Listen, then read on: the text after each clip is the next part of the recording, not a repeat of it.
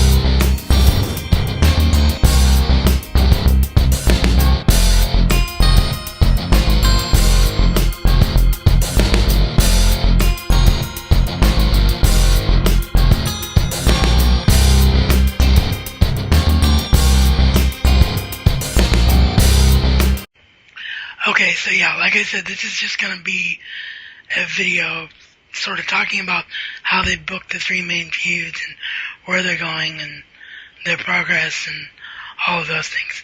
So, let's start off. We'll save Taker Triple H for last because I know Jamie will have the most to say about that. I love him.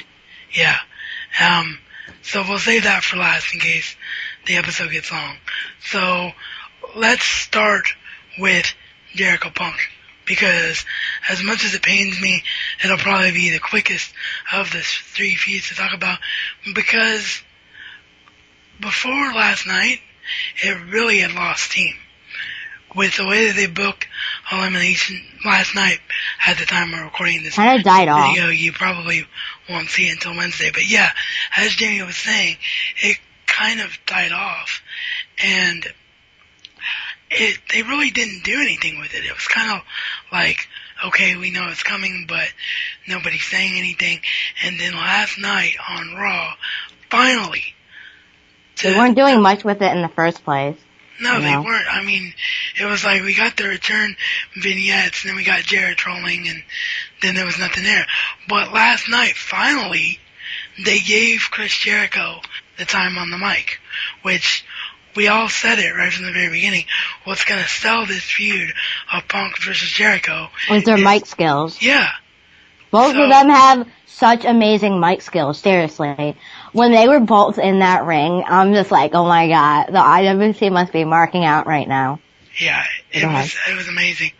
But what I was saying was they finally let Jericho talk, and he didn't really do anything spectacular per se. What he did was confirm everything that we already knew. He confirmed that the return vignettes, the It Begins videos, were all about him reclaiming what is his and coming after CM Punk. He basically told CM Punk that even though he was off touring with Fozzy, even though he was off doing Dancing with the Stars, he spent the last 6 months waiting to get a piece of CM Punk for ripping him off. And you know what? CM Punk turned that around, and CM Punk was like, that all you had to say was that you wanted me best in the world versus best in the world. That's all we need. We don't need a bunch of gimmicks. We don't need a bunch of fanfare. We don't need celebrities brought in. I don't need Chris Brown. You don't need Mickey Rourke from 2 years ago. Punk basically said what this feud is. What this feud is it's going to be one of the best technical wrestling matches ever. The best technical wrestling match at WrestleMania since WrestleMania 12, Shawn Michaels versus Bret Hart. This is not going to be about anything but two guys just going in there and just tearing the roof off the place. They didn't do a lot, but they did enough to remind you of exactly what the feud is, and I loved it. What did you think of it? Man, you talk way too much. I'm sorry. I'm just teasing. You get wrapped up in the moment, all whipped up and everything. I did, yes, I did. But I can't wait for this match. I mean, the three topics that we're going to talk about, I can't wait to see. And they were both amazing on the mic. I don't know what else to say because you pretty much said it all. Yeah.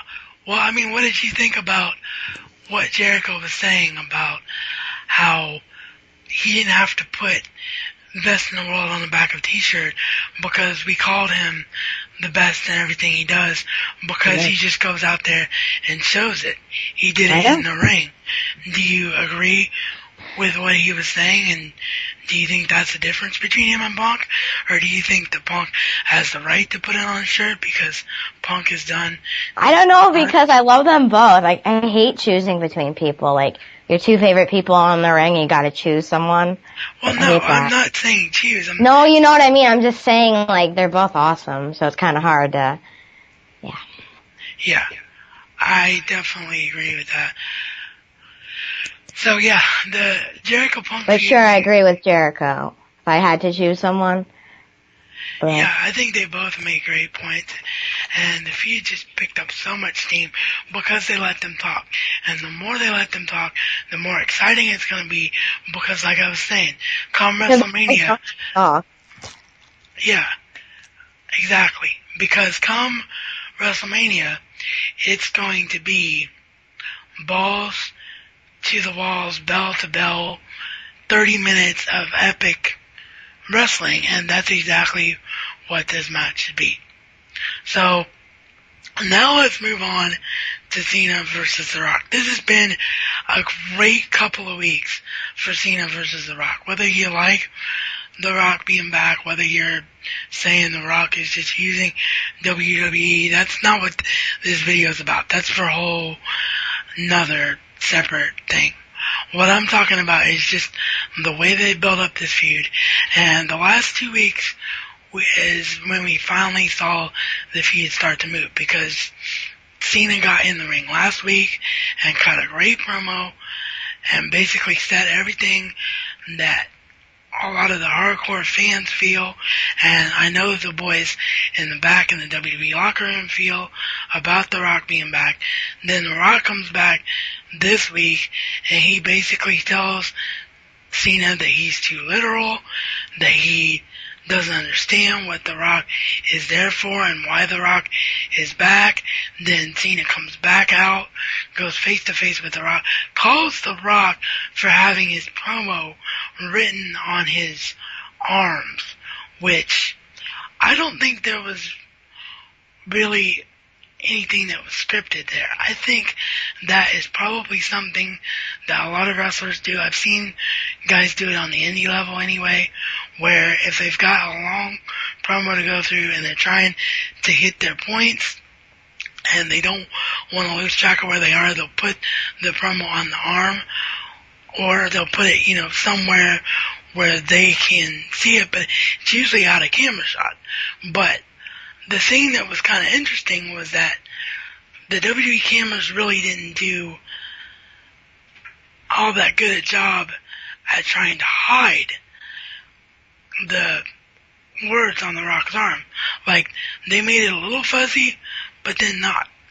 So, it's just something really interesting in that. But the thing that really took it to the next level was when Cena did it. The Rock got up in Cena's face and he shot daggers out of his eyes. Like, he was just ready to kill Cena at that point, which is what makes me think it wasn't scripted. So, yeah, last night was really, really intense between The Rock and Cena. What did you think about it? Like, Cena's promos are usually corny and awful, but he's doing pretty good. And I just love when they talk to each other. I think it's really funny. And The Rock was hilarious, though. Cena has no balls. Oh, yeah. Cena's missing balls trending worldwide on Twitter. And yeah, and Kung Pao bitch. Kung Pao bitch. Yeah, that was the other one. I'm just like, what? But see, that's the thing. And, what Cena said was true. The Rock basically, in the way that they're booking this feud, is making it all about The Rock. And The Rock, sort of like the world line from Jericho for a second, being the savior of the WWE. And John Cena is saying WWE doesn't need save. WWE doesn't need a guy that's going to come in, once a year because I'm here and I'm carrying this company on my back. Well, the thing is, Undertaker only comes in once a year. Well, that's true, and that's... So he needs to shut his face because Undertaker comes in once a year, so... Well, that's true, but Taker's a completely different animal. But Undertaker's amazing, so... Yeah, Taker's a completely different animal because Taker doesn't do anything but wrestle. And what makes what Cena said to The Rock true is that, The Rock did leave and The Rock did go do something else. But at the same time, you don't want to get mad at The Rock because it's The Rock. I said it on Facebook after I saw Raw today. I didn't see Raw until today because I was watching the Daytona 500 on Monday night. So I didn't see the Raw until Tuesday, and you guys won't see this video until Wednesday. But the thing I said on Facebook is that this feud, to me, is going to be history because it's the only feud that I've ever seen. I've been a wrestling fan for 25 plus years. I've been a wrestling fan longer than you've been alive. To put that in perspective for you, Jamie. I was just being funny there, by the way. But no, I know. But my point is, I'm old though. Yeah. Oh, you're so old. But my point is that as long as I've been a wrestling fan, this is the first feud, Cena and The Rock, that I can actually see both sides, and I don't really want to choose. I want to watch the match and watch the match for what it is because I can see both sides, and I think both guys are 100% right. Well, at least it's going to bring out like the best in both of them, like wrestling wise, because usually Cena is just ew in matches. Unless he wants to really put on a good match. Then that's a different story. Yeah, but the thing is, like you said, the legitimate heat between these two, and the fact that if you're a wrestling fan that's been around as long as I have, and if you're a wrestling fan like you that's basically been watching wrestling all your life, you can see both sides of the coin here, and it makes it the most interesting historic match that WrestleMania has ever had. I don't think we're ever going to have this again, where you're watching two such big stars in the ring and you can see both sides of the coin. You can understand where both guys are coming from. I don't think that's ever going to happen again. You can talk about The Rock and Hogan being from two different eras, but that was a completely different dichotomy than The Rock and Cena is. The Rock and Cena, I think, is a once-in-a-lifetime thing that will never be duplicated. And I just get to borrow what The Rock said last night, and to borrow what I said about Punk and Jericho, it's the same thing. I just get goosebumps thinking about this. Like, look at this card. Jericho versus Punk, Cena versus The Rock, Undertaker versus Triple H in a Hell in a Cell. Like, how could this get any better? No, it couldn't. And, it's amazing. That's the thing. The Rock and Cena is a once-in-a-lifetime thing that's headlining Mania, and we didn't even get into it. We saved it for last. Triple H I want to talk versus about it first, Undertaker. We all talked about how are we going to make this match something we care about. I know. Yeah. I want to go. Okay. Okay. Like, we all were complaining about how much we didn't want to see this match. How we can't stand the fact that this match is happening.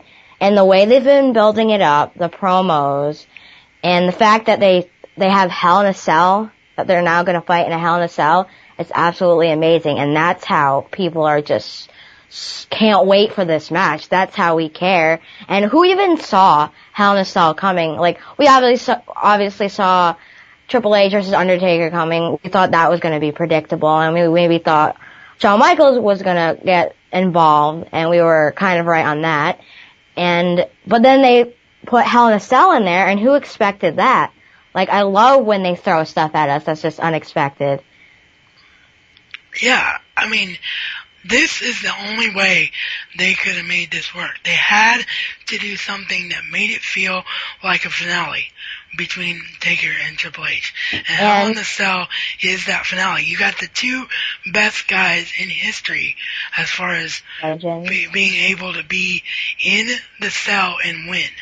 Nobody has a better record than The Undertaker and Triple H. Triple H is 2, Undertaker's 1, inside Hell in a Cell. You put both of them together inside Hell in a Cell, and you're going to do it at a WrestleMania.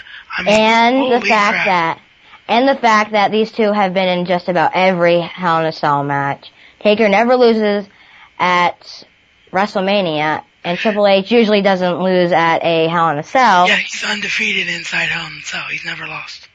And can you imagine that how amazing that is? Like, a guy who never loses at WrestleMania, and then Triple H who wins just about all of his Hell in a Cell matches. Like, that's amazing. And they're really making me think that these two are done, and the fact that Undertaker's streak might really end, or this might be the end for Taker. And I really hope I'm wrong. Really hope I'm wrong. Yeah, exactly. That's what I was just gonna say too. Nobody wants to believe that Taker particularly is gonna be done this year. Triple H, everyone can kind of see, because everyone knows that his character on screen is mirroring what he's doing in real life. He is transferring over to becoming an executive. He really doesn't need to wrestle anymore. So this could easily be his last match, for sure. But the end of an era. No one wants it to be Taker's last match, because especially me. Especially you, and every other Taker mark in the world, like your friend Simply Flawless. They don't want it to be Taker's last match. But fans in general don't want it to be Taker's last match, because we just want to believe that they would make a bigger deal out of Undertaker retiring. That's what I've been saying in like every tweet, every video. Sorry. Yeah. I was just going to say that you would think they would make it part of the storyline. Now, granted, they still have 4 weeks to build toward this match, but, this is amazing. Just like to say that, too. Yeah, I was just about to say that they're basically making you think that this is the end for both guys without putting a lot of fanfare behind it. They're just letting the fact of these vignettes and these promos and the intensity sell it itself. So you honestly don't know what's going to happen. And the stakes are higher too, so. Yeah, exactly. The stakes are higher, and you honestly don't know what's going to happen. I mean, this is the first year, I know that you don't want to say it, but you said it earlier, so we have to kind of expand on it a little bit. This is the first year ever in the history of Taker at WrestleMania that you truly do feel like he might lose. Because of the way that they booked this thing about being the end of an era and about if we do this, we go all the way. Hell in the Cell, I mean, what else can Taker do beyond Hell in the Cell at WrestleMania?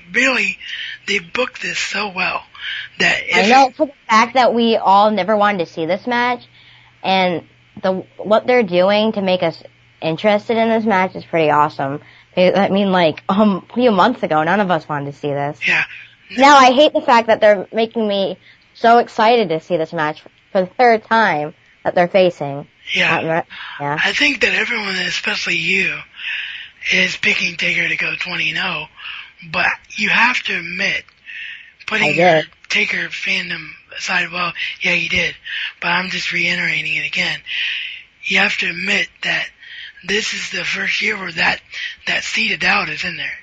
Yeah, Triple it is. H gonna beat and I don't know really what to think, because after 19 years, they would, like, end the streak. But at the same time, the way that they're booking this, it makes me feel like the streak will end. Yeah, it's amazing. This on paper was the best WrestleMania card ever. And the way that they book the feuds, it absolutely is tuning in to the best WrestleMania ever. Let's say one more thing. Yeah, go ahead. Out on Raw last week makes me want to bomb them all, not to sound like a terrorist or anything. And sorry that I interrupted you a few times on this video, but I hate that crowd. They need to, like, get shot or something. Oh yeah, I'm glad you brought it up. Hearing Undertaker when he talks. Sorry, go ahead, Russ. Sorry, I didn't mean to interrupt you either. We're having Skype connection issues is what it is, so this video might be all over the place. But you never disrespect The Undertaker like that, and I'm glad that you brought it up, because I never have seen a crowd like what we saw last week on Raw. That was so disrespectful. I mean, I understand that you want to be into it, and but that's smart mark logic about, oh, Taker only comes once a year. Well, again, we talked about it with The Rock, and that's what makes what Cena said to The Rock so interesting, because there is a double standard. The crowd doesn't really care when The Rock does his once a year, once every 6-month thing since he's come back, but suddenly, because Taker only wrestles once a year, and the last 2 years it's been against Triple H, suddenly that makes it okay to heckle him? Like, no. You don't do that. You can't do that. And it's not really Undertaker's fault anyway, because it's not like only yesterday he started wrestling only once a year. It's been a couple of years now. If you remember, he started to get injured a lot. Like, a lot. And he would come back, like, every SummerSlam, and then he kept getting hurt. And so he really can't do it more than once a year. So it's not his fault. It's not his fault that he keeps getting injured, you know? Yeah. I mean, I look at Taker, and I'm sure you'll agree with this, the same way that I look at The Rock. Even though I can see both sides of The Rock and Cena feud, I look at The Rock, and I'm just grateful that he came back. In the position that he's in, he didn't have to come back. So if I get The Rock once a year, I'm grateful as heck for that, because The Rock is one of the greatest performers of all time. And if I get Taker once a year, that's the exact same way I feel. I don't need Taker every week, week in and week out, because I want Taker to keep going as long as he can go, and I want him to put on a great match. And him only wrestling at WrestleMania once a year gives him the opportunity to do that. And just his presence and just him coming out, it just makes it even more special, you know? That crowd needs to, like, be punched. The Twitter went insane with anger, and even Jim Ross blogged about it, and he was pissed off. Like, you just don't do that to the dead man. Why would you want him? You realize when he comes out, he gets a huge pop. And then people get quiet because they have, unlike that crowd, they have respect. They get quiet because Undertaker is just amazing. Exactly. Well, I think we've said all we can say before WrestleMania. I mean, clearly, before WrestleMania happens, we'll come back. We're going to do the round table on my radio show like we always do. Jamie will be there for that. But I just kind of wanted to do a 1 month ago video on the 3 main feuds. So I hope you all enjoyed it. Jamie, thank you for being here with me. You're welcome. And all of her info will be down below in the YouTube description box. If you're watching on Geeky, just go ahead and come to YouTube real quick and click on all of Jamie's stuff, Facebook, Twitter, all of that. And for me, as always, there's no such thing as being too big of a geek. And this is reality according to the Razman. And Razman style is not just a catchphrase, but a way of life.